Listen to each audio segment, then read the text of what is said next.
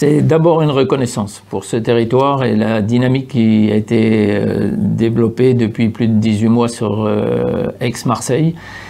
Et je voudrais surtout remercier l'ensemble des collectivités, la ville d'Aix, la ville de Marseille, la communauté du pays d'Aix, la communauté urbaine Marseille-Provence Métropole et la Chambre de commerce, qui ont travaillé ensemble, collectivement, au développement de ce territoire et de l'économie numérique.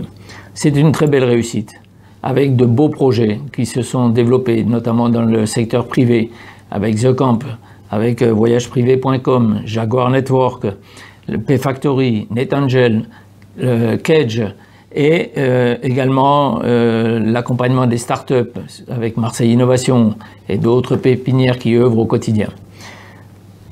Toutes ces personnes qui travaillent dans l'ombre, qui travaillent aux côtés des startups, que ce soit des politiques, des économies et des spécialistes experts, sont à remercier et à féliciter pour le travail accompli. C'est surtout cette reconnaissance-là aujourd'hui dans l'annonce de la reconnaissance de ce label pour 2 ans.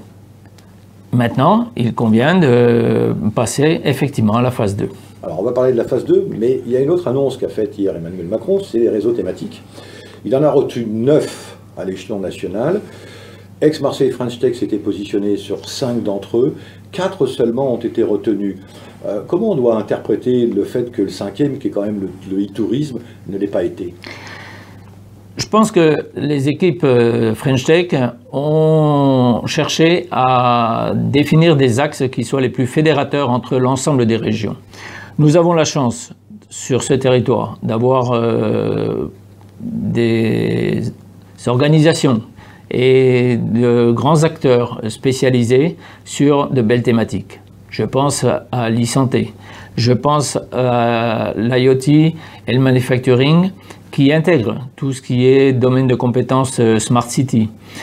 Je pense au sport, puisque l'année prochaine, nous serons capitale du sport et de nombreux acteurs se positionnent en termes de start-up pour accompagner les sportifs dans ces développements.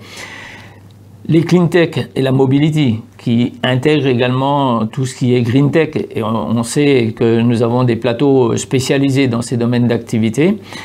Cette reconnaissance va réellement fournir une grande dynamique aux côtés des autres territoires français pour aller à l'international, pour aller faire valoir les compétences de ce territoire.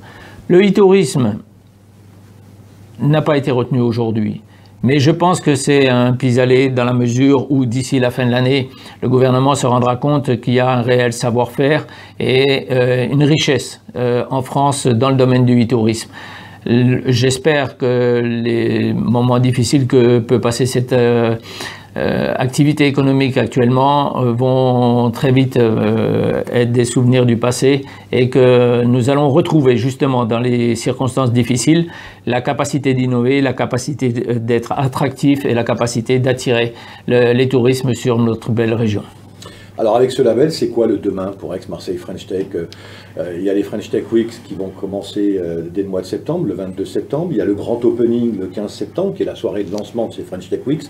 Est-ce que c'est à l'occasion de ce grand opening que la stratégie sur laquelle vous travaillez sera présentée?